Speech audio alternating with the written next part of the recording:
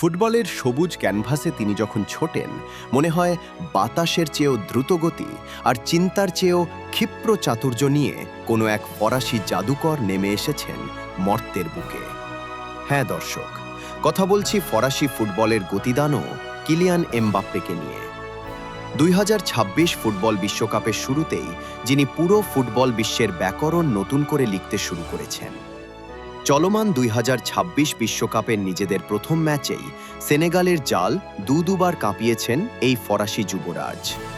আর এই দুর্দান্ত জোড়া গোলের ওপর ভর করে বিশ্বকাপের মঞ্চে নিজের মোট গোল সংখ্যাকে তিনি নিয়ে গেছেন অনন্য এক উচ্চতায়, 14টিতে। শুধু তাই নয়, এই ম্যাচেই অলিভিয়ে জিরুকে টপকে তিনি এখন ফ্রান্সের ফুটবল ইতিহাসের সর্বকালের সর্বোচ্চ গোলদাতা। গোল স্কোরিংয়ের এই নিখুঁত কারিগর এখন যেন এক ক্লান্তিহীন গোল মেশিন, যার সামনে একে একে ভেঙে চুরমার হয়ে যাচ্ছে সব রেকর্ড। হিউস্টনের মাঠ মাতানো এই ফরওয়ার্ডের বয়স এখন মাত্র 27 বছর। আর এই বয়সেই তিনি যেভাবে এগোচ্ছেন, তাতে ফুটবল ইতিহাসের সবচেয়ে মর্যাদাপূর্ণ এক রেকর্ড এখন হুমকির মুখে।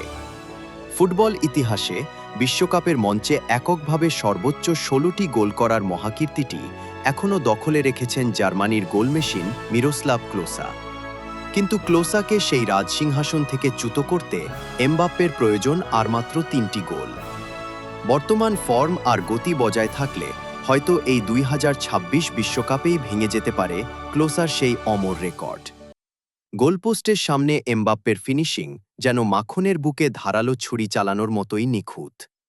প্রতিপক্ষের রক্ষণভাগকে একাই তছনছ করে দেওয়ার একশরী ক্ষমতা রয়েছে এই ফুটবলীয় মহাতারকার।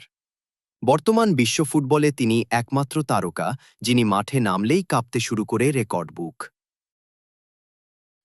শিকড় টিভি, কানাডা।